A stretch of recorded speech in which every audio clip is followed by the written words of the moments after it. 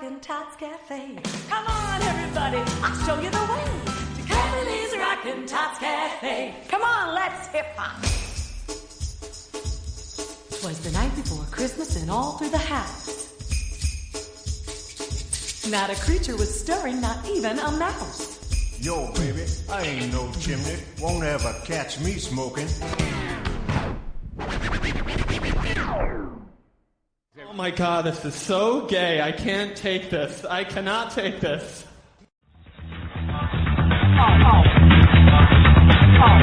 All right, here we go. Not likely, Screech. Yes, Screech. I'm hotter than you, dude. I hate to tell you. Try again. I might not be much hotter, but I'm hotter than you. I just did a survey in here. All right. You know, I just read in the paper that Kathie Lee Gifford's last week forever on the air will be, I think, the end of July. Is it July? Yes, and we are planning a celebratory week here at the show. All week. Yeah, we are going to have a big celebration ourselves. 24th to 28th. From 24th to 28th, we're going to have our own Kathie Lee celebration right here on the air. Goodbye, Kathie Lee. Yeah, a Goodbye Kathie Lee week. Yes, big round. Right here on the Howard Stern radio program. Yeah, it's going to be great. I'm glad she's gone. Yeah. Yeah, we'll give her a send-off that'll make her want to stay away. Yeah, it'll be great. She'll leave by Wednesday. Kathie Lee Gifford is joining us right now, and unless you've been living under a rock, you probably know that she's leaving her terrific talk show with Regis after all those years, 15 years, giving her voice a workout, though, this time singing the praises of lasting love on her new CD. It's called Born for You. There's the cover, Kathie Lee. We just had a little sneak peek of you there. Yeah. Born for You. Yeah. Tell us what the title means. Yes. So lovely. It's about me. First of all, I don't even understand the title of the album. Born for You. Now, is it Born for Frank or Born for Jesus? Well, I think it's Born for Frank. Yeah, but I mean, the whole album is about how Frank betrayed her, how Frank sucks. Right, but the reason they've managed to survive all of this is that she was born for him. Wow. What a nice compliment. And literally, because he was already here for quite a while when she was born. Yeah. Yeah, in fact, he probably had it arranged. Yeah, so her parents made it so he could have something to bang. Bang. Someone warm next to him in bed while he's in his crypt. When he got old. Yeah. Born for You. I'm your nurse. Born to take care of you, change your diapers. Well, not that Frank wears a diaper. No, don't know anything about what. I mean, he might, but we don't know. No. Let's continue. Saying, Well, I was looking for a title song to go with a concept I'd had about doing an album, scoring your life. If you could take the music from any genre and score the story of... Genre. So serious about her music. Very serious. Concept album. Yeah, come on. We heard that thing. There's no concept. It's all about how Frank betrayed her. She was born for it. Life, what would you choose?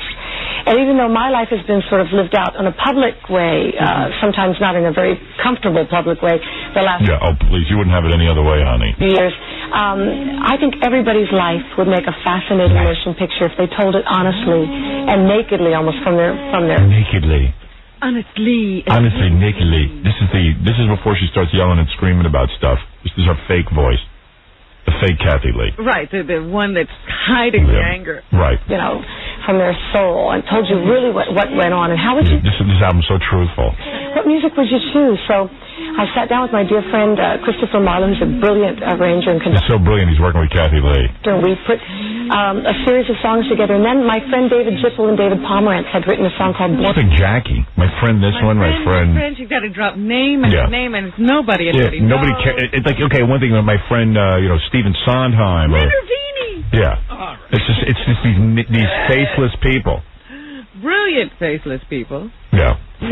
Which I knew would be the one melodic link to tie all the songs together and tell a story. And it's a tribute to your family, right? Well, last year my mom and dad celebrated their 50th wedding anniversary along with Jerry Ford and Betty Ford and Ruth and Billy Graham and some Arlene and Alan Alda had been married. What is this? That's who she really cares about. Her named friends, right. who you don't have to explain who they are. Right. But many years, and I was just touched by the fact that these people who stick it out during the hard, difficult times in their relationship. Yeah, I think Alan Alda was sweating bullets in that marriage. He used to write whole movies about how tempted he was, about cheating. so he can bang chicks in the movie. He did was about cheating. Yeah. Or dumping your wife and getting a younger one. Yeah. And how jealous he was of the younger chicks. And keep their families together and rediscover what maybe they'd lost for a time and build relationships that are built on reality, not fantasy. Fantasy. Reality. What is she talking about? I don't know. And once they start her up, she starts out real slow. Yes, hello, and then all of a sudden, fantasy, reality. She's got a head of steam. Yeah. You can't stop her. She can't stop her. This train won't come to a halt. I don't need any more questions. You can sit back. Yeah. Please don't ask another question.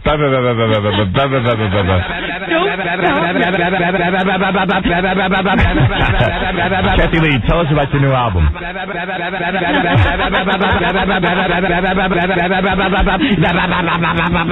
These songs are written about longing for love, first love, lost love, but so few albums are dedicated to the concept of staying in love, which is an act of our will. And your lyrics are really personal, and you wrote some of them, and I noticed one, Only My Pillow Knows. Right. And you talk about betrayal. Of course. And you talk about... Of course. Well, what else has happened to me? Well, yeah, think about it. What else am I going to talk about? Everyone I know betrays me because I'm so hard to take. What a deep wound that is for somebody's heart. Has your heart healed since the very public thing that you went through? My heart healed a great deal, but that doesn't mean it didn't hurt enormously at the time. And there's all kinds of betrayals in the world. She's trying to be so calm, like those marriage videos. Right. Yes. Oh, sure. She's talking herself down. There's dialogue in her head. Practice talking in a measured tone when this comes up. Something that everybody can relate to on one level or another. Was this a way of working it out, in a sense, to write songs about it? You know, I wrote this particular song, and you can only write from your own life experience. Scorned a woman, running around. Wrote a song. That's the funniest. Writing albums about it. And I've written about 50 songs in the last year. Yeah, people would closing in on Steve Allen. People with no talent can write endless songs. 50 songs she's written. I was once talking to this girl at a party who had put out a record album that bombed, and she really has no musical talent. She doesn't know it, but she thinks she has no musical talent. She's a big loudmouth, always talking about how Britney Spears sucks, this one sucks, that one sucks. She's the good one. Yeah. And she says, we're talking about a famous friend of hers who writes brilliant songs. Woman's a brilliant songwriter. And she says, I don't know what's wrong with her. She's only written one song in the last 2 years. I've written like 80. She goes, and I'm like, well, yeah, her one song is worth your 80. Yeah, maybe she knows what she's doing. Yeah. I've written 50 songs. It's called, diarrhea. It's worthless. It's called Anything You Write You Think Is Good. Yeah. One of the great healing things in my life, at this stage of my life, has been to discover that I had an ability I didn't even dream I knew I had. I'd always written novelty songs. I was always the person they would go to say, it's so-and-so's birthday, write them a song about, funny things in their life. And then... What? I was able to write a song. Document that. About the tabloids up 2 years ago that I performed. That's the one I did on the Letterman show when I guest hosted it. And all of a sudden I realized I had this ability, and so now I write about everything that happens in my life. I mean, you're fair fodder for a song because I've spent time with you today. Oh, she wrote a song about the interview. Oh, cool. I was interviewed today. A conversation in the most unusual way. Talking about me. I'm beginning to think it was a blessing that Frank banged the stewardess. Yeah. Because Kathie Lee discovered she could write. She got a whole album out of the rub. How's it Gift's never beaten her? How come we haven't read that yet? He's a good man. Yeah, he is. He's a very good man. Hey, you can't get up. Let's take a listen to it right now because I think our viewers are curious to hear what the CD sounds like. Because they're never going to buy it. No one's going to download it off Napster. Here's what you don't have to go out and get. Yeah. Many billion people running around the planet. What is the chance in heaven that you'd find your way to me? It's about Frank. Well, yeah, and accidentally bumping into each other. Tell me what is the sweet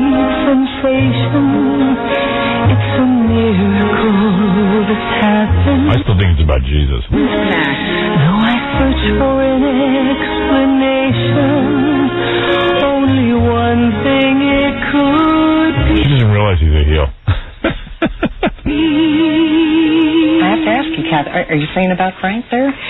You know what? Uh-oh. I wasn't thinking so much about Frank at that point. I was thinking about all the people that had inspired the record. That See, Robin? I'm Jesus, I'm telling you. I feel like nothing happens by chance. There's a wonderful scripture in Romans 8:28 that says, all things work together for good for those who love God and are called according to his purpose. That's been a great source of strength for me in my life. Nail her up on the cross. See, she's not thinking about Frank. But you're thinking of Alan Alda and his wife. Right. They deserve a song, those two. No matter what I was going through in my life. And I think that, yeah, I was born for Frank. He was born for me. My kids were born for us. We're all interrelated. Because my mom and dad loved each other, I was born. And it's the cycle of life concept. Life concept. And that if we learn to embrace as we grow older and gain wisdom, if we learn to She's the new Dr. Laura. embrace the pain in our lives with the same kind of embrace that we embrace pain, pleasure, that somewhere in there is the secret to life. And that everything happens. They're never going to find anyone to replace her on Regis Kathie Lee. We preserve her brain after she dies, because this is the most important brain. It has the most important thoughts. Yeah. She thinks her thoughts are profound. That's what's funny. You know, really, they will never find someone to sit beside Regis Philbin who is half as interesting. There's only one Kathie Lee. Yeah, there's only one. Some big bozo shoes to fill. Right. They're never going to be able to find it. That's right. You'll never get, somebody who goes right to the toe. You know, remember when Darren left and they tried to put in a new Darren? Yeah. Didn't work out. Can't be done. Jump the strong. Hard to find it. Yeah. When did Regis and Kathie Lee get bad? When KathieLee left. That's right. They should still call it Regis and Kathie Lee. Just have people sitting in for her till she comes back. She's got to come back. Once again, You're never going to find anybody to ramble on like this. I was struck when I looked at the CD and I looked at the liner notes and the pictures of your family. I said, here's a woman who's certainly taken a lot of grief for different things. Yeah. And yet here you are again, in a sense, opening up your world to the public. Yeah. Explain that. People haven't been very kind to you. I think I don't think that's true. I think people have been enormously But when kind you to say me. that some people like to make fun. Well, you let them. That's the, Does it hurt though? No. It stopped hurting so many years ago. I mean, I would never have lasted 5 minutes in this business. It's now 34 and a half years. I like how she's been in the business 34 and a half years. I'm still stuck on, she realized as soon as she put something on paper, she could write songs. Yeah. If I'd listened to the people that were my critics, because they don't matter. People are allowed to have their opinions, but I would have never lasted 15 years of Live with Regis and Kathie Lee if there hadn't been an awful lot more people that loved what we do as opposed to the critics and loved hearing the stories about my family and got me, understood me and knew my heart. And it's Cody. Nobody understands you idiot. He is so full of wisdom. He goes, Mom, what is their problem? And I realized that Cody... She's already brought Cody into this mess. Yeah, she's constantly complaining to him about how people don't understand her. What is their problem with you, Mom? Mom? You're the best. That kid must be so burdened. Oh, he's just 7. Yeah. Just wait. He'll be on the other side of it. He's so full of wisdom. Look what he's full of wisdom about Mom. He'll be on the other side not understanding her either. Right. Frank is obviously not full of wisdom, but now Cody is. There's always somebody around her that's full of wisdom. Anybody that hates somebody is the person with the problem. Right. I don't hate anybody. Even people that have done enormous, evil in my life. I don't hate them. Evil. That's got to be me. That's Frank. Yeah. Frank's the one who's done enormous evil. I hate them because only miserable people do pain to other people. And only miserable people find pleasure in other people's pain. And I can only feel sorry for miserable people. I'm not one of them. I've been very, very blessed in my life. Daddy's miserable. He wants butt sex and he can't get any. Come on. Let's be real. Now, if she would sing about this. Right. I'll buy an album of that. Wonderfully blessed. I've had a lot of problems. I've had a lot of pain. Welcome to the human race. Who hasn't? Now, you've been doing the show for 15 years. That's been a source of pleasure, I'm sure. And pain, please. Noah, well, never mind. I was saying Noah didn't have Regis on the ark. You know what I'm saying? Moses didn't have Regis in the Regis had a big pain in her butt all this time. Pain in the butt and everything's biblical. And I love she's it, but God. He's got pain in my butt. She's Moses. We heard, I guess it was like a couple of months ago that you were going to leave the show. Now, you had 2 months to think about it. In those 2 months, have you said, oh, my goodness, am I doing the right thing here? Actually, it was Leap Day that I announced it. But I've never... Leap day. Well, for a second. No regrets. We all leapt off a bridge when we heard that she was Frank leaving. sleeps on a strange broad. No regrets. The only thing I will miss, I'll miss some of the people on our staff who've been with me then 15 years. Right. I'll miss Reed. We've become very dear friends through the years. He's been a great. That's not even true. He's choking on these words. Right. He's become a dear friend. Because he's on top of the world. He's saved the network. He's now saving the world. He is on top of the world. He's on top of the world, and so I don't even think he's going to notice I'm gone for a while. But, it couldn't come at a better time. What was that like for you when all of a sudden he has this huge success with Who Wants to Be a I was jealous. Millionaire? Here's the guy you sit next to every day. Suddenly everybody's talking about this guy. Did you sort of feel a little bit like, oh, shut up about Regis already? No. You never, not even a little... No, Jesus would have been happy for Regis, so I'm happy for Regis. A little bit of jealousy. Sorry. No, never? No. I don't know why people would want me to feel jealousy. I'm incapable of jealousy. I'm Jesus. Nope. That doesn't touch me. No, jealousy never touches me. I'm not human. I'm Jesus. You can't call yourself a person's friend unless you are there for them during their triumphs and their tragedies. And Regis and I have been there for each other during all of that. You two really are buddies. We are buddies. Will you be when the show ends? Huh? Will you still I hope I'll see see each him other? more because I really hope we'll get together more socially when we're, and we have such different kinds of lives. He hates her, by the way. He's Mr. First Nighter. He's out there. I'll never see him again. His kids are grown, and that's his life. My life is my family, and so, we're at different points in our lives together, but Reed has earned this. He's worked really, really hard for 40 years. He's... Please. Right. She makes me mental, but I have to listen. Mark, you're on the air. Howard. Yeah. I'm driving in my car. Yeah. I'm banging my head against the friggin' window. I don't get this bitch. Yeah. I don't get her. No, me What neither. is her problem? She just doesn't make sense. Like, get her off the goddamn air, please. Oh. You imagine that? Get to that by Kathie Lee. Yeah, Matt, you're on the air. Go ahead. Hey, Howard, how you doing? Hey. I'm working down Philly. You're going to make me turn the show off, man. I can't stand listening to this girl. I can't get enough. I can't stand her voice. She's so fake. I could take 4 hours of it. It's like when you have a sore and you're like pressing it, that sweet pain. Yeah, but I must be a Kathie Lee fan because I find this interesting. But you know it hurts, and Right. yet you want it. I'm fascinated. I'm sorry. I can listen to it all day. It's like the people who can't stand listening to you. They want to listen more. Right. Unbelievable. Yeah, thank you. He's, as I say, on top of the world, and nobody's deserved it more. I hope it lasts for a long time. Everything about her is good. Like, she's never jealous. She loves Regis. She's an angel here on earth. She loves her family. She forgives Frank. She's just a good person. There's nothing wrong with her. The miserable people. No. Those who are angry live angry. I feel sorry for people who don't like me. A long time for him. I'm thrilled for him. We've heard so much about Regis, so let's talk Enough about him. Enough about Regis for Gelman. now. Let's talk about Gelman. So let's talk about your replacement. Do you know? Do you know who it's going to be yet? I don't. You really don't? Even if you knew, you really probably No, I have no idea. Does Regis know? Regis doesn't know, and I talked to the lady at Disney yesterday. They don't know. And, who would you love to see sitting in that chair? I really don't know that she exists. You said before that you think it should be an... I'd like to see Jesus himself take over. No, do you still feel that? Yeah. Mary Magdalene. Howard Stern in drag. If she exists, then she's an unknown. And I say that only because 15 years of establishing an identity together is not easy for any person to come along and just take that seat. You can't bottle that kind of chemistry. You cannot bottle it. It's either going to be there. You can't bottle it, Robin. You can't. You can't bottle that kind of chemistry. It's impossible. Not what those two have. Dynamite. It's sheer liquid dynamite. I hope they get somebody and the ratings go up. It's like nitro, man. That would be great. Oh, could you imagine? Oh, that would be so great. Like the show takes off. I'm gonna. It would be just too Yeah, good. it would be so great. Well, anyway, there's Kathie Lee. Phil, you're on the air. Yes. Howard. Yeah. About 3 months ago, nice to talk to you. Great show. Thanks.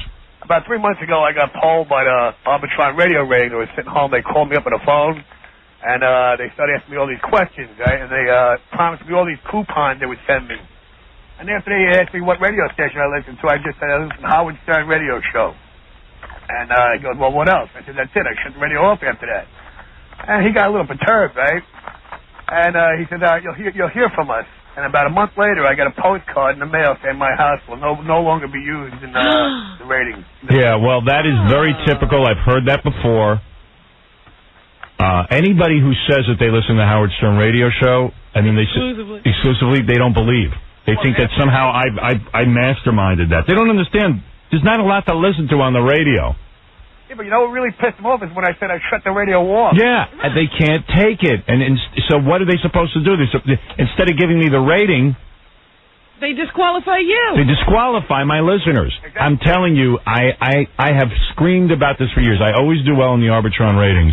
But the fact of the matter is, I've had research done by this company, by CBS, and they too have said to advertisers, as high as Howard's ratings are, they're at least 3 to 5 points higher because the rating service will not report certain listeners. Yeah. And that's the bottom line, and anybody wants to look into it.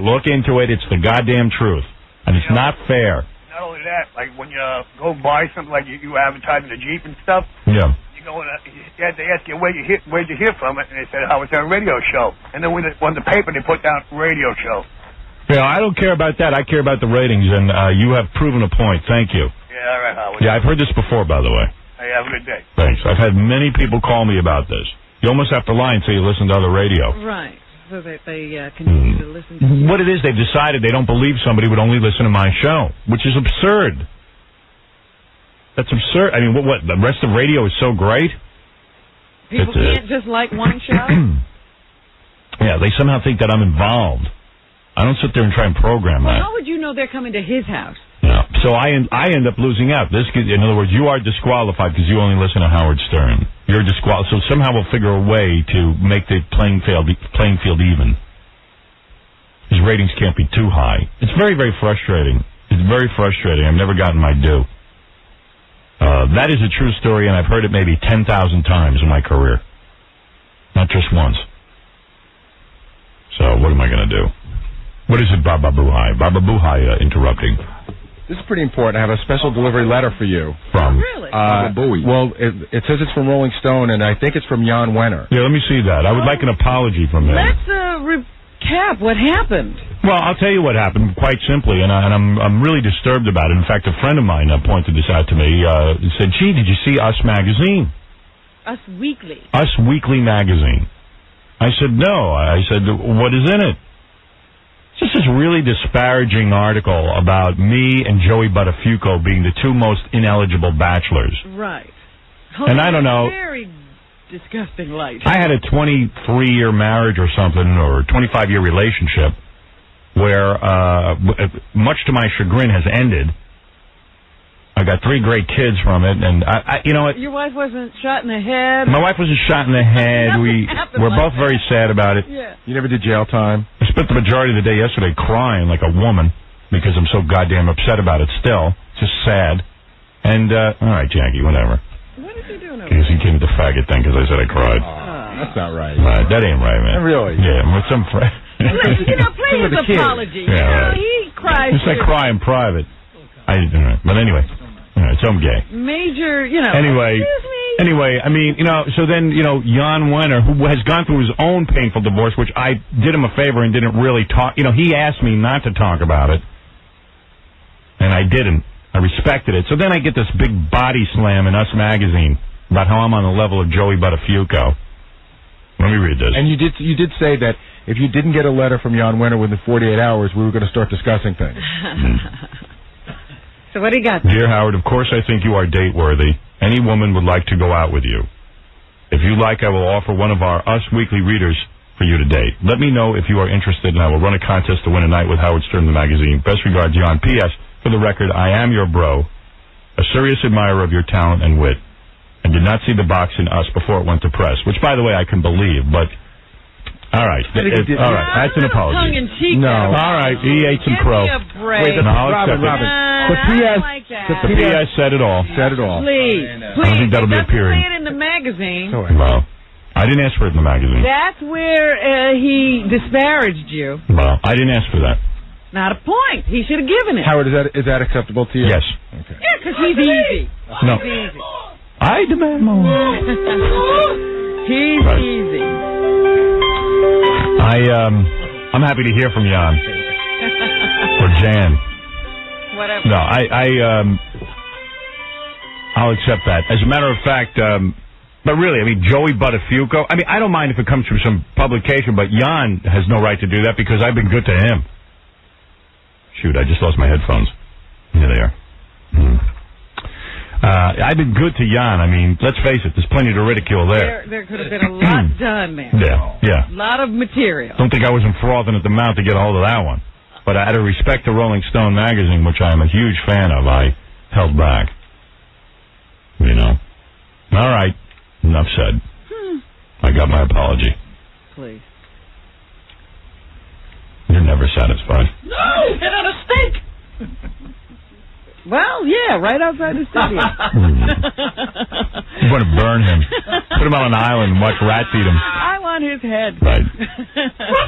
Now, what killed me, too, was this really hot chick who I know who pointed out to me, and she goes, ugh, you and Joey Buttafuoco. Yeah, like, what does that mean? Yeah, and I was like, it's sort of like saying you're a... Yeah, there's a chick who will never be interested in me. I don't know who Joey is, but my impression from the press is that he's a rat. Yeah. Yeah, I mean, I'm a rat. I was a pretty good guy. I was married for 25 years. Why am I a rat? I didn't put a gun to my wife's head. You know. And Jan's got an interesting divorce story. Could have been my third book, as a matter of fact. The Jan Wenner story. Yeah, not just a chapter. Yeah. But I dig Jan. I'm down on the same page with him, so to speak. And, you know. Jan knows how a marriage can go bad. Yeah, Jan. We'll put your picture next to somebody. You know? Hey, now. Put your picture next to Liberace. Mellow out. Give me a break. You know, things change. Right. So, you know, give me a break. Picture my bro. All right. Apology accepted.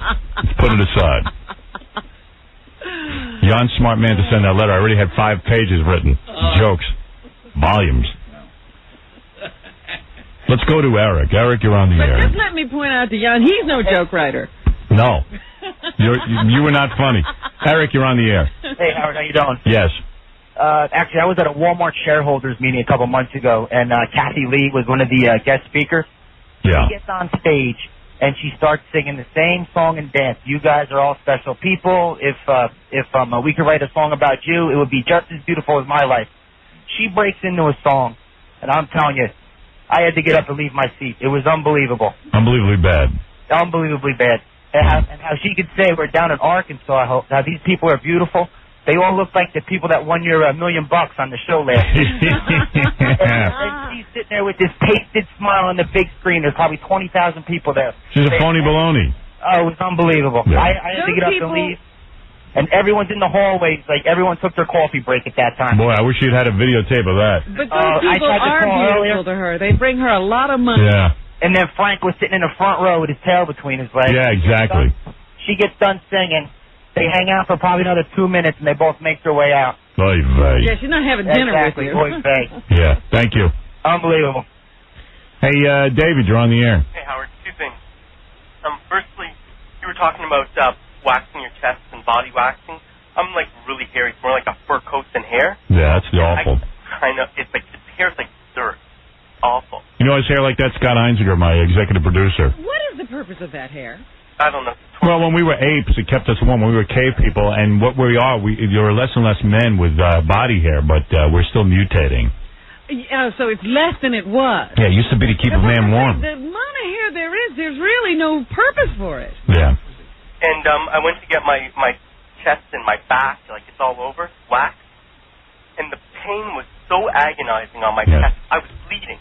Yeah, well, that's why Bon Jovi's calling, and we're going to ask him about it, because we read in an article that he waxes his body hair. Well, I thought that must, if you got a lot of hair, that's got to hurt. Yeah, and John has a lot of hair. I want to find out about that. Then we had to ask him about something else, too. And also, Howard, what are we asking him about? We're going to ask him about how he gets screenings of brand new movies in his apartment. Yeah, he gets screenings of new movies.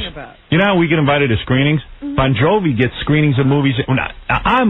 I got a radio show. I can really talk up movies. Yeah, who's John talking to? Yeah, why is John getting screenings of movies in his... They send them right to his apartment? Supposedly that's what goes on. I want to find out how he gets that. That's even... Before they open. That's even more interesting to me than getting your body hair waxed. Huh? Yeah. And Howard, secondly, can I get a prize for my pain?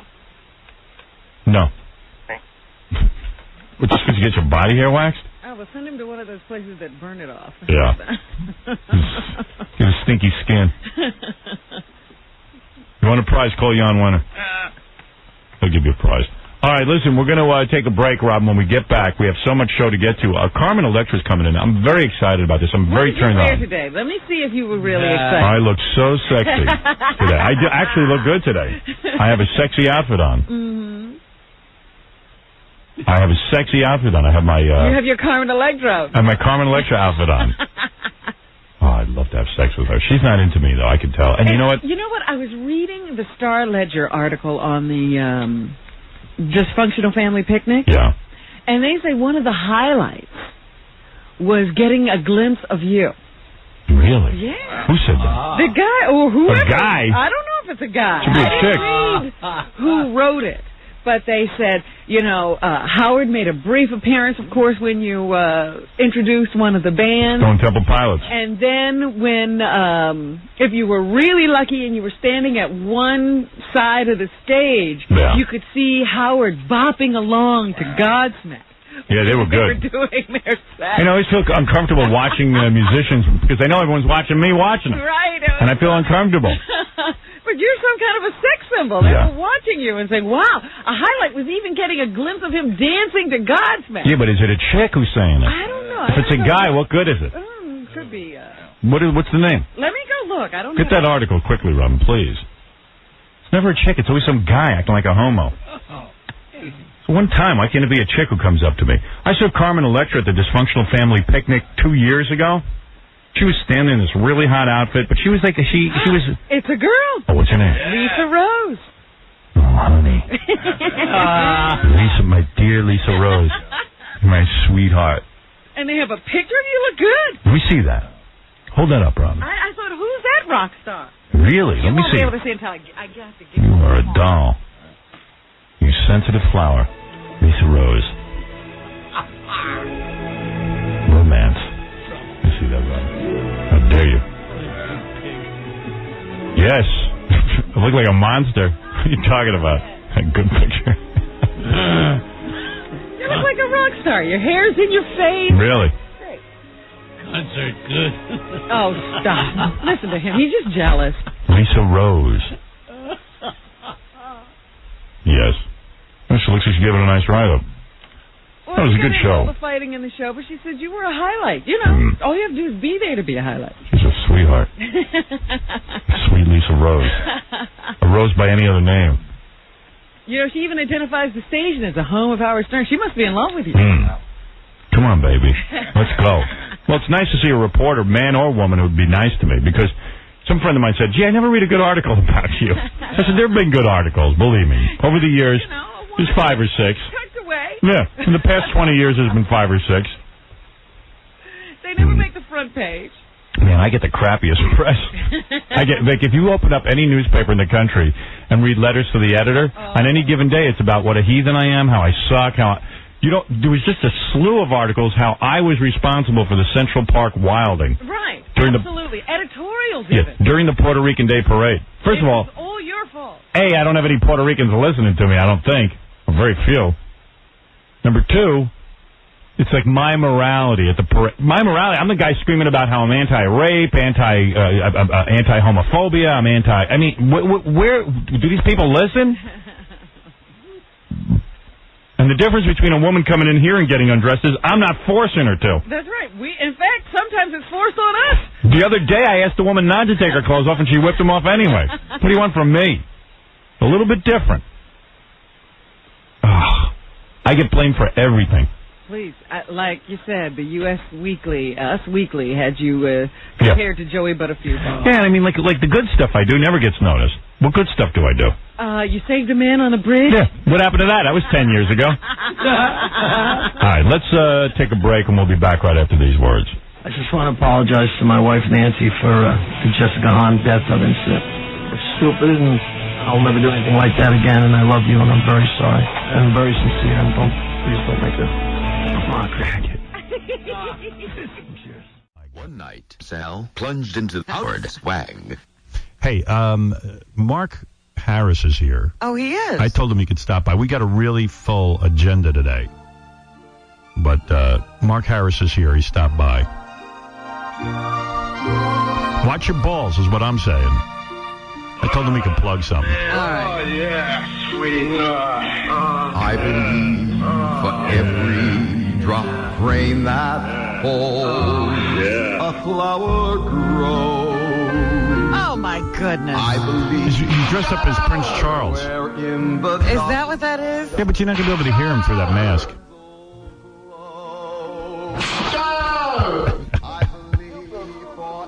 Mark, we can't hear you. Yeah, you're muffled. You're wearing a mask, but we can't hear you. You know, had I known about these masks, they're better than surgery. You don't need that much surgery. And the catcalls I got just coming here from the men, these New Yorkers are desperate. I got to tell you, it's a pretty funny mask. Yeah, I'm telling you, I had a lot of trouble picking it out. Where'd the rest of that outfit come from? His closet. Yeah, right? All right, take off your mask so I can speak to you. Oh, I don't blame you. The hat first. Oh. That is funny. All right, put the mask back on. Now I'm just my usual beautiful self. Good morning, world. Good morning. Mark, yes. By the way, it's the Queen now. Now it's the Queen. Mark, let me talk to you about something, because I've been thinking about you. Oh, wow. When? At night? How many years have you been coming on the show? 13 and a half years. 13? Not that I'm counting, yeah. 13 and a half years. And in a way, you got to feel bad for Mark. I mean, do? Well, all right, not feel bad, but... You're going to make me a party? No, the guy has you don't realize it, but in the last 13 years, he's come up with about 1 million shows. Oh, it's just my alter ego. I love that. And every single show has never made it to the air. Every project has failed. Well, they went vis-a-vis E, thanks to you, Howard. Vis-a-vis E? Well, you showed them on E here or there, like Tasty Travels. Oh, because... Yeah. And then it could get... She's so sharp. Stolen? She gets it right away. Stolen by somebody else. Here's what I'm going to do today.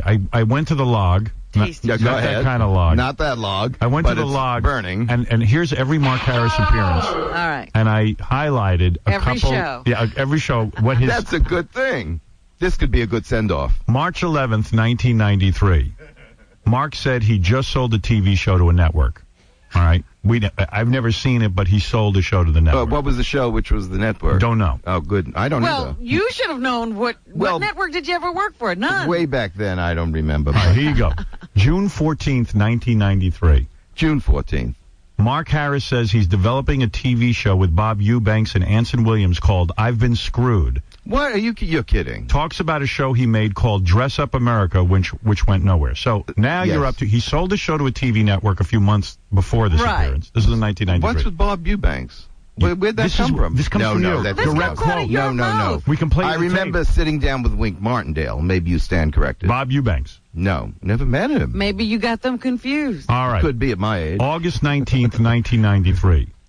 Wants to put together a game show with Robin as host. Auditioned for a TV commercial, working on a play about Martha Ray, and has 2 writers working on a script. Now, that was all in one appearance. Right. None of that came to fruition. And spoke to Julie Stein before he died. He thought it was a great concept. All right. I remember that. Either people die on him, Yeah, things isn't happen. that terrible? You have the worst luck. All right. Thank God I'm alive. December 7th, 1993. Mark Harris comes in to announce he's writing a book about Martha Ray's life. I don't think that was ever released. It wasn't released, but it is written. Okay. So he can read it. I mean, it's just sort of tragic. I even did it in Braille. You want to feel it? You badly want to have something work out in show business. And you want to know. You know what? I'm going to call you this. Go ahead. You are the eternal optimist. That you're right. You're right. No, honest. You really think it's going to happen? You hit the nail on the head. Do I care as much now at 56 as I did then? No, but I'm having the time of my life. You're still trying. I'm just having so much fun. But one of these days, he's going to surprise you. He's going to break big. That's why I'm here today, but we'll finish. What do you? Let's finish with that. With your latest. You want to finish or you want to start? No, I'm in the middle of this. Oh, go ahead. We're still in 1993. No, so am I. June 19th, 1994. Mark was releasing a video of Martha Ray's songs with him doing voiceovers on it. What? Yes. I don't remember that. Okay. Me doing voiceovers. But July 22nd, 1994. Now we've moved up a year. Mark unveils his new clothing line that he developed and planned on marketing. Right. I remember the clothing. Yeah, I do too. And I On sold the same show, quite a few mink baseball jackets. The same show, he says he's doing a rewrite of the play Dorian Gray and plans on performing it. Oh, I saw this. Right, and I got footage on that, yeah. Okay. Footage. He took his home camera. October 13th, 94, came in to promote his plan to come out with Dorian Gray. So that was 2 appearances. And wait a minute, and then Robert Evans, he went after it, and he was going to develop it, and nothing happened. Next. Okay. March 7th, 1995. Boy, Mark Harris announces a plan to produce a show called Tasty Travels, a cooking show. Yes, I remember it. Remember Tasty that? Travels, Okay. yes.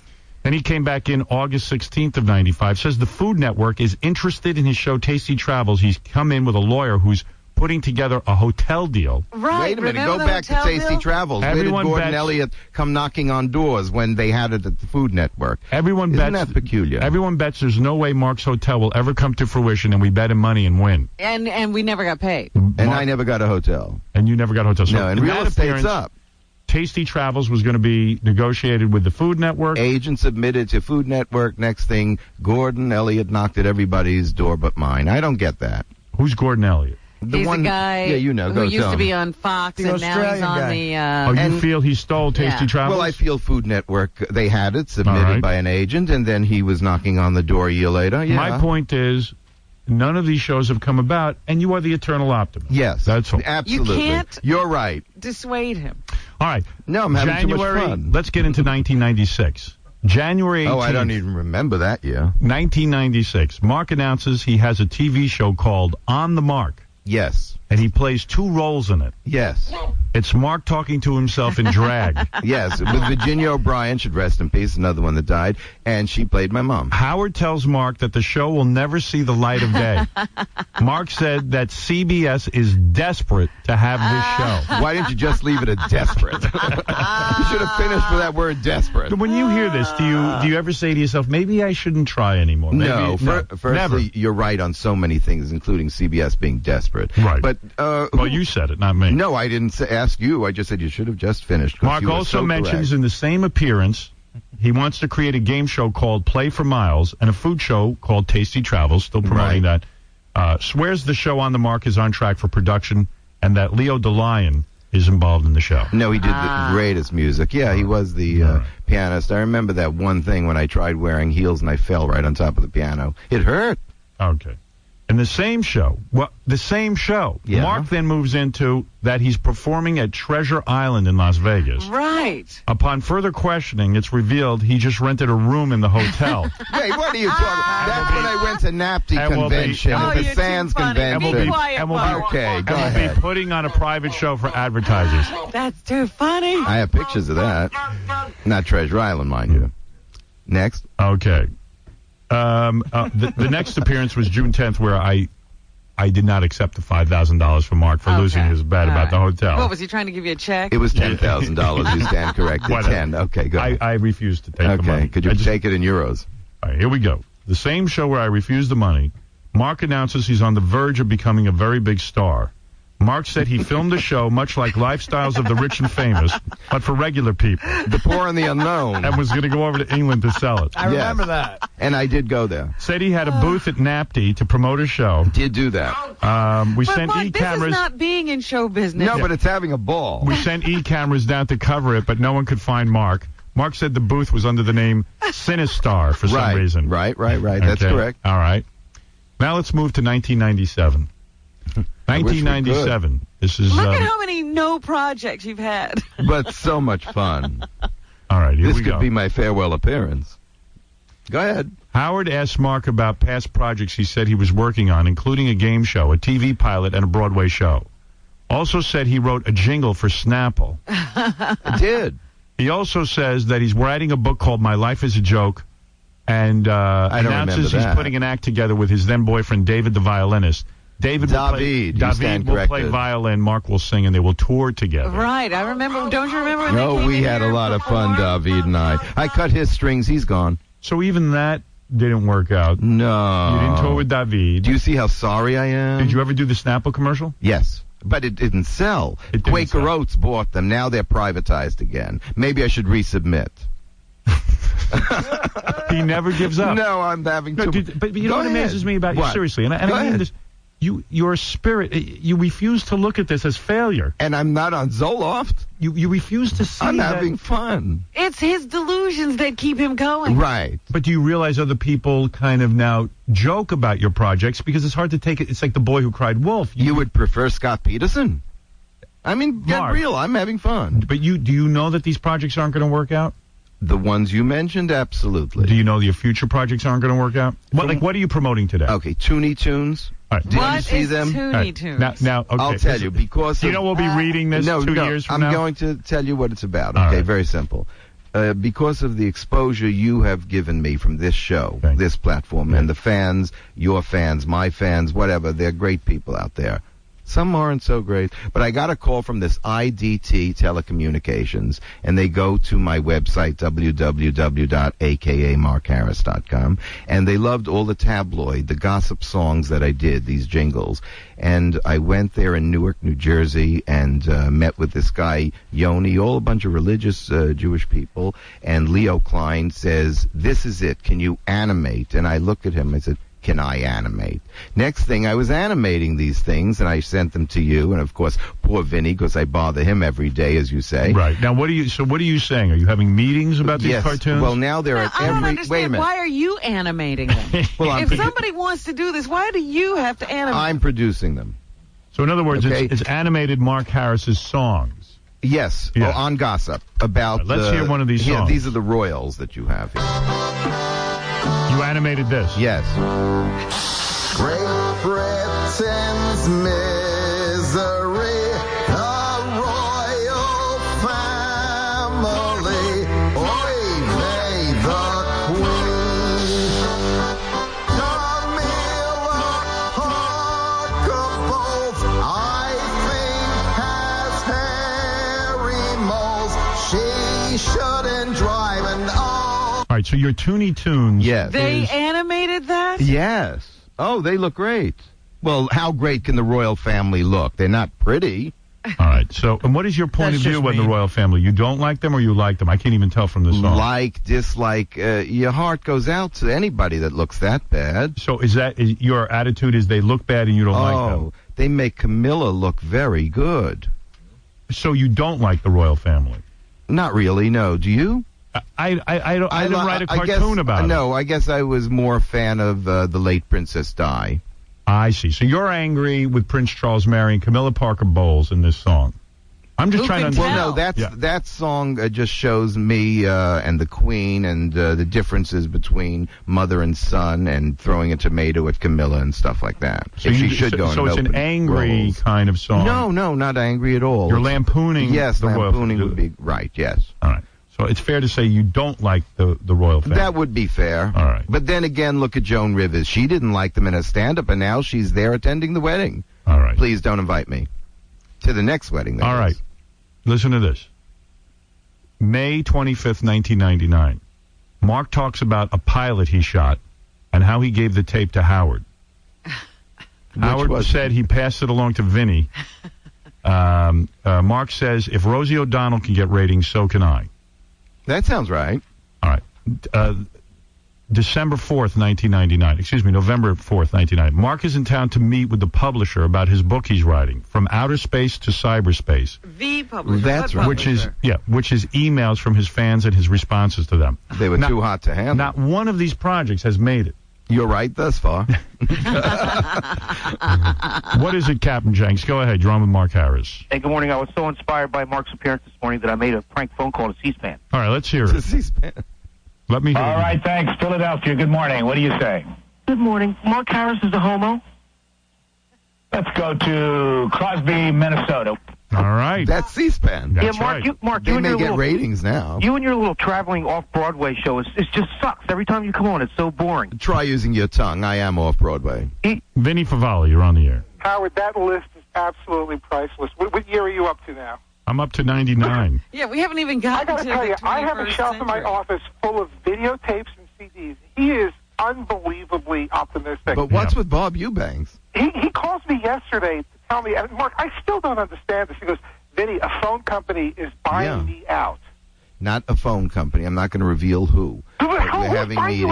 Buying you out of what? The future of the... You thought it was great, Vinny. Why don't you tell the truth? All these animated tunes, the future of this is for mobile cell downloading. And how do you work into that? I don't want to reveal all that right now. We're in the midst of talks. I can't. But there's Mark, a whole business up and coming. I guarantee you, whatever it is you're up to now will not work out. No? So based on this in other words, record. if you see my stuff on the mobile phones, you're not going to download it. You're saying that you're in the middle of a deal. Of selling out. A big deal. They flew him in. He met with the whole board. You know that's a lie. It sounds Admit real you're when he lying. calls. No, you met with a phone company. And he's not lying. Yes. And the phone company loves my library of music, and now that they could visually see it, hopefully you're going to cut it up and show Mark, it on this E. is another one of those. It's not going to happen. No? Howard, So somebody else is going to be able Howard, to did you see produce the these. Toonie Tune? Have you seen them? Yes. Actually, the production value is pretty good. There you go. Pretty good. It's great. All right. Mark, listen to me. Yes. I can guarantee you. Yes. Your Toonie Tunes. Yes. Will not be bought by anyone. Toonie Tunes. Did you see the one with you in it? It looks great. It's great, yes. But it will never work out. I see. There is nothing commercially viable. So now what am I supposed to do? Slit my wrist? No, I'm just giving you... I don't want you to waste your time. I'm having a ball doing these things. I care about you. But it's so much fun to do this. Where did I ever come to animation? If I knew animation is part of life, who would have plastic surgery? Right. Howard, continue with the list. What year are you up to? Go do 2000. And I guarantee Looney Tunes will sue the gay pants off him. Yes. And why? Because you can't do Toonie Tunes. It's too close to Looney Tunes. Really? Yeah. Well, I have the name reserved, ToonieTunes.com. You do? Yep, I do. Can you imagine a phone ringing and that coming out of it? People be throwing away their What, that you Not when it has your face on it. You don't want this on your phone? Open roads, oy vey, the queen. Oh, Miss Queen Elizabeth, ma'am. Wait, I'd like to have a word with you. Oh, Your Royal Highness, why don't you just stop that silly wave? There's nothing more to wave about. Sounds pretty contemporary. Oh, stop. Yeah, it's a catchy tune. I say when you hear this ring, duck, because the phone is going to fly. The kids on American Idol are going to do a Mark Harris night. Imagine being in church and you get a call. That's a good idea. Couldn't you talk to him? Don't you have a royal psychiatrist around Buckingham Palace? So this song will, then the cartoon will come over your phone. And how much are they paying for this? Millions of dollars? Well, the way they sell it, you mean to the user? You pay X amount of dollars to download. You, they're buying you out. You told Vinny they're buying you out. So I'm going to sell them my aptitude to doing all this, plus my library. But I don't say it's always going to be about the royals. Are you going to sell the songs? The songs. The publishing? Yes. You're going to sell the cartoons themselves? Yes. For one lump sum? For one lump sum. Mark, don't do it. Plus a good Those songs are salary. valuable. Why, you want to back me up, Vinny? Because I think that stuff in the future is going to be worth way more than... Oh, now, yes, it is. Are you talking like $1 million deal?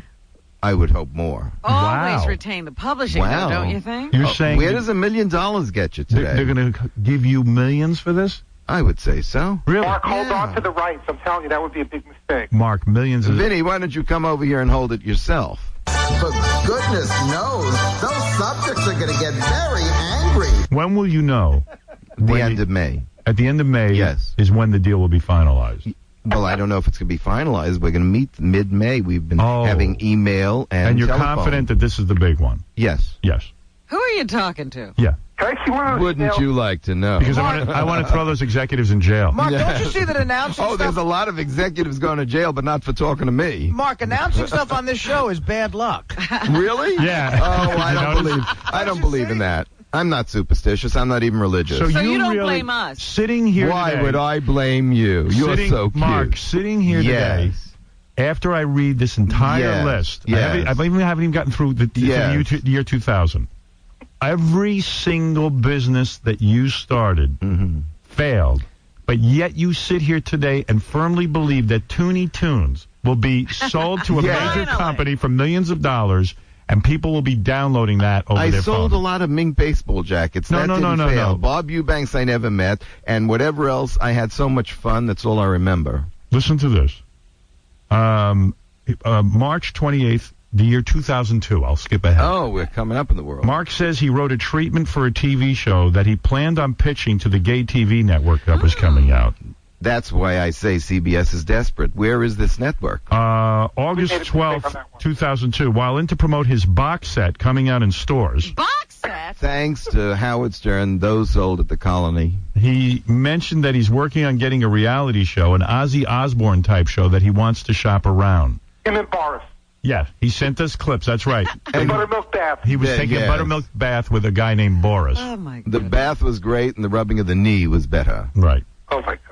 And yes, he was there, too.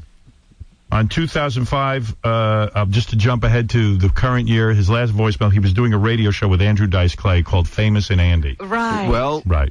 And what was his daughter? So much for that. So much for that. Well, he was going to replace us, right? Yes. That's why I say CBS is desperate. Mark, we're still talking I got about big heartburn from discussions this. about you. What? We're still having big discussions at CBS. Well, is CBS's eyeball open or closed these days? Mark. Yes. Big things are going to happen. Yeah? Should I go to the other network with the cockatoo? All right, listen, I want to thank Mark Harris. His Toonie Tunes are available at akamarkharris.com. Look for them nowhere soon. Yeah. What was that? Howard, is have very- you seen his tribute to 9/11 on his website? No. It's to the tune of "Give My Regards." It's not to a Brooklyn. it's not a tribute, it's a reminder. It's a reminder. You got planes crashing into the building while he's singing "Give My Vinny. Regards to Broadway." Vinny. Howard, you have to see it. I'm begging you. Vinny, it's a better Right sight now. than you in the morning. Wait a second, let me understand the tribute to 9/11. It's footage of the World Trade Center, right? Yeah. Everything happening in real time, and he's singing "Give My Regards" to the No, World Trade look, Center. now you have to go to your website. He's crazy. I'm not singing Go Give My there right Regards now. I'm to begging. Broadway. That's ridiculous. Give my regards. And Vinny is more ridiculous. No, it makes good radio, so therefore What check about- out can I say something? akamarkharris.com. Peacefully done. Is that part of the package you're selling to the phone company? My website? No, the tribute to 9/11. No. Don't Why tell not? that, Mark. What are you It's talking a song about? you wrote. That's just on my and a video. Wait a minute. That's just on my website. But if I'm buying your That is whole not- catalog, that is not going. I would They put don't that get on. everything? I thought well, they're buying I you think out. you should be there for the meetings. I like her. How are you? How are they going to turn that away? In other words, if I'm buying Mark Yes, Harris, I want yes. the tribute to 9/11. Well, let's put everything on the table. I think you should be there, too, to remind me. I forget things. Give me a ballpark figure, what you think it's worth, your catalog. I'm being serious. $2 million. $2 million. Yeah. That's low, Mark. That's low. No, that has nothing to do with my contract. What do you mean? Well, creative. You know, I'm Oh, going he's to do gonna more. continue to I'm going to create. continue Consult to with them? produce. So in other words, They'll consult with me. $2 million for the present library. Yes. Plus an additional fees for ongoing projects. So they own you. There's a lot of movies to do. Yes. Do they? Yes. But would they own your book rights and everything else, or do they just buy your music? Nobody could own my book rights. You mean my life? Yeah. I'm just on chapter 3. All right. So my point is, all this is negotiations for your music, your videos, Yes. and future Ongoing music. productions for Toonie Tunes. Howard, Right. do Toonie you Tunes. think somebody could hate his music so much No. That they they would buy it? buy it just to keep it from You mean being like played? what Bill Cosby did with the Little Rascals? Yes. Yeah. I think that's possible. Like some gay guy said, you know what? I'm buying the whole catalog. This guy's just Elton John's gonna do it. Elton John's gonna buy it and say I'm putting this away somewhere. Gee, he's even mentioned in one of the Toonie Tunes. Is he? Yes, he is. In what respect? You hold him in high regard? Very high. Okay. Oh, my God. Oh my God. He's like a gay bugster. So I don't know. I Mark never Harris. really thought of him. It's always great to see you. Congratulations. Same here. It's it sounds like you're this time. Yeah. It sounds like you got a winner. Yeah? Yeah. You think so? Toonie Tunes. Good. Can we ask, Robin, yes. can we ask Mark if he ever once, on an unrelated topic, thought about sleeping in the same bed with you? No, not Howard, and certainly not you. Only Robin, Sal. on the other hand, there could be an evening or two. But Sal, Not because she's a female, she's prettier. Well, I want to thank you, Mark. Not than me, the group here. Thank you so much for Thank stopping you. by. And I really, honestly wish you What a luck nice thing I know to you say. do. with your Toonie I know you Tunes. do. Thank you. All right. Hey, Mark, stop by the office. I'll see you later. Dressed like this? Do you know how many cat calls I got, Vinny? And that was just in this building. Howard, the last time he came to my office, it was like Liberace was visiting. No, I told them, they said, who is he? I said, don't worry, I was a star once. I My got to name tell was you, Norma. I don't know if this will please you or not, but we have word that your website just crashed by the amount. I'm being serious. Are you serious? With you know who handles my traffic? Who? GoDaddy. GoDaddy.com. Honestly, Wonderful. Well, For evidently, years. No, really, since it started. Well, evidently, so many people try to get on to see your tribute to 9/11 Yeah. and your Toonie Tunes. Oh, is that right? That literally crashed. Maybe you're onto something. Next thing, Snapple. All right. We'll be back right after these. Listen to Howard Stern and make a phone call to Prince Charles. When the sovereign dies, and if you are alive and healthy, will you become king? I would certainly imagine so.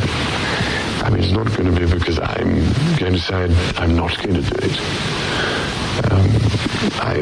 As far as I'm concerned, in the ordinary course of events, that is what would happen. And, I mean, all my life, I've been brought up, you know, to, as I say, to do my utmost and to try and carry out my duty to the country and to everybody else as well as possible. I'm going to stop you there. I'm so sorry because I can just squeeze in one more caller in London. Hello. Hello. My name is Mr. Abui, Bob Abui. Am I through to Prince Charles? Yes.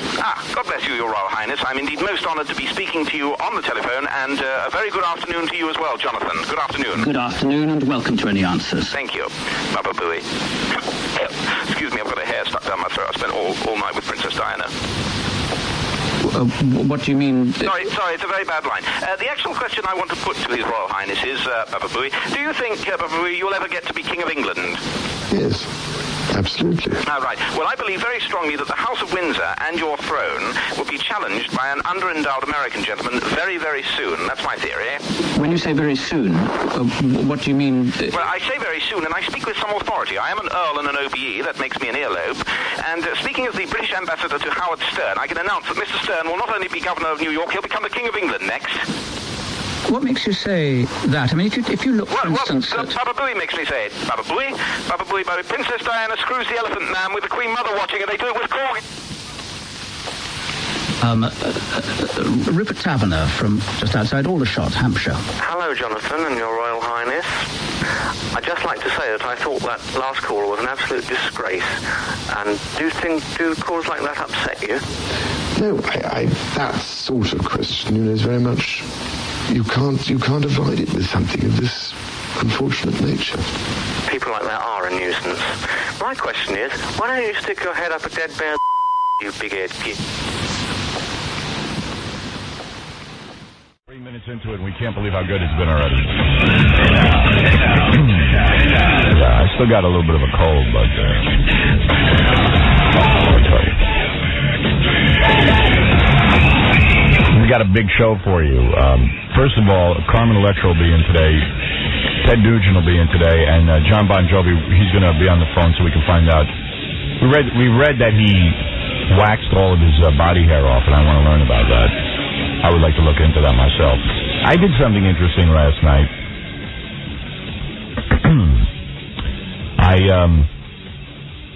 I shaved without shaving cream.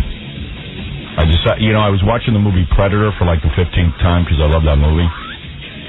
I remember the scene in the jungle where the guy's sitting there and he starts to shave himself while he's waiting for the predator to appear. And he just keeps running the razor over his face. He doesn't have any shaving cream or anything. So I figured, you know what? Do I really need shaving cream? Is this just a hype? When did shaving cream become necessary to shave when you think about it? Why would that make you want to do it? I don't know. It just got me thinking. It got me thinking that maybe I don't need shaving cream. So, because I saw the black guy in the movie Predator doesn't use shaving cream. He's just sitting there in the jungle running a razor. And then when he sees the predator, he presses the razor into his skin and he starts bleeding. So I got out of the shower and I said, I'm going to see what happens. And I just started running the razor over my face. Got a great shave. Well, you were all softened up in the shower. Okay, fine. Whatever. Yeah, it wasn't like he was sitting in the jungle with a dry face. No, but the guy in the jungle was sweating. Oh, it was the sweat that was saturating his beard. Yeah. I expected to walk in after hearing you start this rhapsody with a face full of toilet paper. No. You don't need shaving cream. Stop the blood. It's a hype. Really? So Yeah. you got a great shave. Your skin felt good. Yep.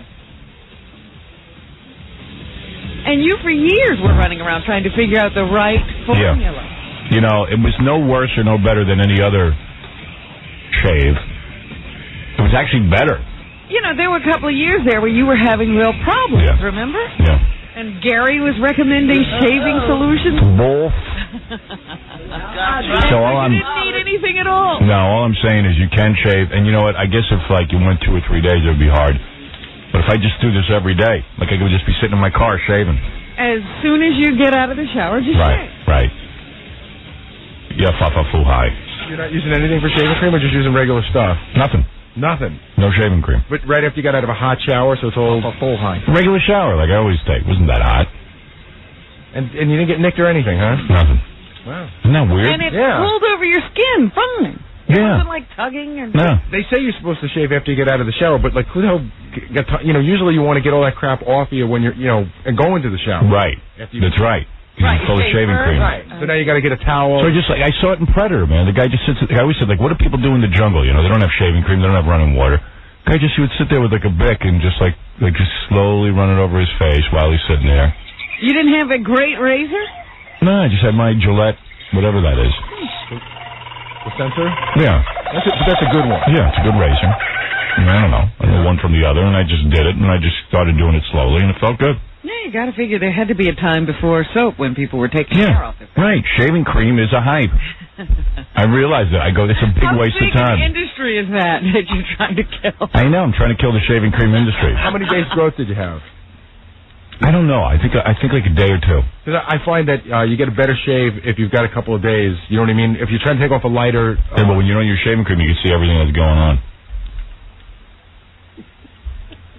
That's all I'm telling you. Something. Maybe this is your discovery. Yeah, it's great. I've totally undone the shaving cream industry. You have revealed a major secret. Yeah, we've all been. I feel like the guy in the Matrix. The guy figures out that there's an alternate universe. Like it was all a lie. It was all a lie. It was all a lie. Finally, I have a cause. After all these years of living. Reason to go on. I could be like the Ralph Nader of shaving cream. I'm gonna book myself on news channels. Big expose. Ladies and gentlemen, I just want to tell you, shaving cream is not necessary. Dateline, get in here. Right. Everybody needs. Even Gary's thinking it. It's blowing Gary's mind. I can see it. He's like, I don't know if I'm gonna try it. Can you give up your shaving cream? I'm so. See, like your beard is pretty thick right now. It looks like you have a day's growth. I just shaved. Yo, you got a thick beard. Good boy. I shaved last night about 10 o'clock. Yeah, all you have to do, like when you get home or whenever you usually shave, just slowly go over your face. Take it slow. Would you say get out of the shower first, or you think you can do this anytime? Shower anytime. You're crazy. Because I've done it when when it's dry. No, not dry. Do it. Yeah, but do it after the shower. You don't feel the hairs literally being pulled out. No. And I've got a pretty thick beard, like you. Yeah. Well, I'll tell you the one I didn't know anything about shaving, and when I was like a pinky in the hospital, they gave me this old man. Thank goodness he was in a coma. Yeah. They told me to go in and shave him, and I didn't know anything about shaving cream or any of that stuff. And I just wet his face down and tried to pull a razor across. It got stuck.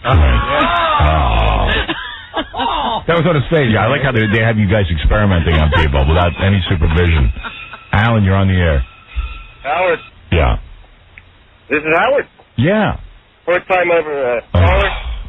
Got to teach you how to shave in the shower, man. All right. Thank you. It's awesome. Right. Yeah, we know about that.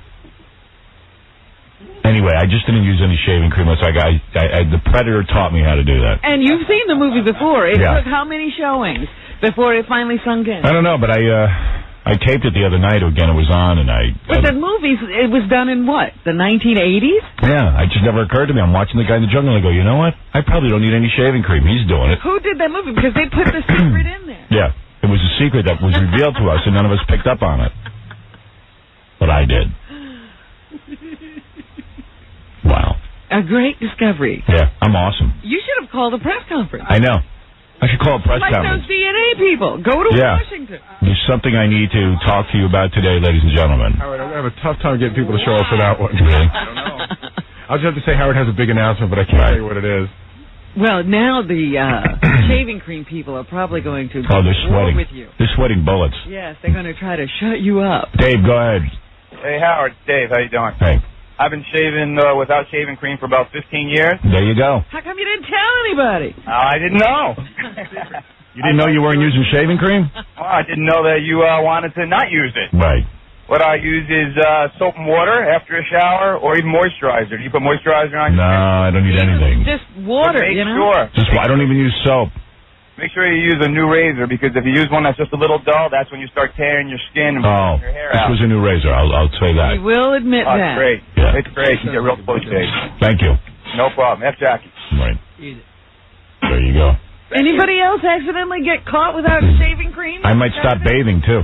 I'm thinking that's a hype. Because they were bathing in the Predators. Yeah, I don't need to shower. All right, we got to take a break. Tomorrow, Who Wants to Marry a Porn Star? There's so much excitement about this. And also, Darva Conger will be here. That's by coincidence. In fact, Madeline Knight... No, Darva Conger will be here, the girl who was on Who Wants to Marry a Millionaire. She was the actual bride. Right. She's going to be here because she's posing in Playboy. And Madeline Knight called us yesterday and said, listen, I'm nervous about Darva Conger being here because I want people to know I'm not her. I'm taking this seriously. I'm really marrying a listener. Will these two women meet each other? I wasn't planning on it. One had nothing to do with the other. It just was one of those weird bookings that we were playing this game. It's a happy accident. Yeah. She goes, I am absolutely 100% for real. I'm not looking to marry a guy as a fake. Darva said she never expected to win, so this was a complete surprise to her. Way to think things through. Married. Yeah. So Who Wants to Marry a Porn Star tomorrow? Madeline Knight. If you want to see a picture of her, go to MadelineKnight.com. She's going through with it. She wants to marry one of the listeners. Wow. And after she marries him, she says, listen, Darva Conger was a contestant. She goes, I'm the guy this time. That's right. She's Rick Rockwell. Yeah, I want to marry a guy. All right. It would have to be the guy who would say, no, I've decided I made a mistake. Right. And what guy's going to say that? Exactly. Got a porn star in this. Right. So she's into it. So we'll be doing that tomorrow. We got to take a break. We'll be back right after these words.